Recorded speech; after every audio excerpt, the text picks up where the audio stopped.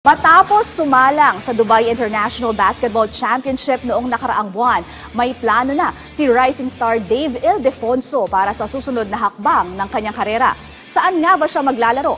Yan ang malalaman natin sa ulat ni Rafael Bandairel. Palaisipan para sa mga Pinoy basketball fans kung saan nga ba maglalaro ang rising star na si Dave Ildefonso.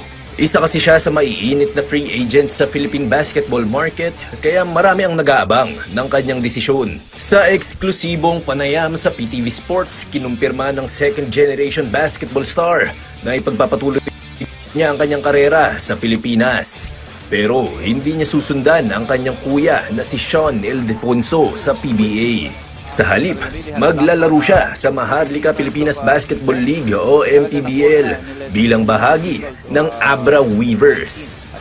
Sa MPBL ang maglalaro with Abra Weavers. Okay. So, yun, sana makapanood kayo sa March 8. Sana soon, siguro sa future, maka-experience man ako ng gano'n sa PBA din. Pero, as of now, sa MPBL muna tayo. Dagdag pa ni Ildefonso, malaking bagay din sa kanyang development ang pagiging miyembro ng Strong Group Athletics Pilipinas.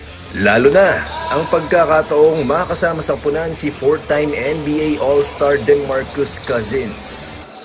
Sino po makakasabi na nakalaro nila yung mga NBA player na sa once in their career? So, ako, syempre, medyo na starstruck.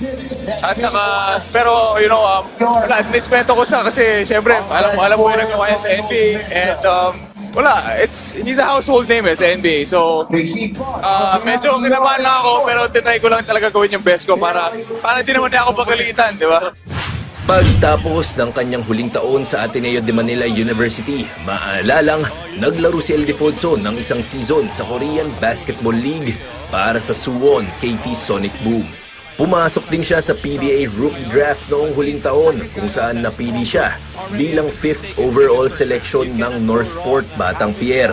Pero hindi tumuloy si Dave sa pambansang liga dahil hindi nagkasundo ang kanyang kampo at ang Northport tungkol sa kanyang kontrata. Samantala, magsisimula ng panibagong season ng MPBL sa ika-8 ng Marso. Rafael Bandairel para sa Atletang Pilipino, para sa Bagong Pilipinas.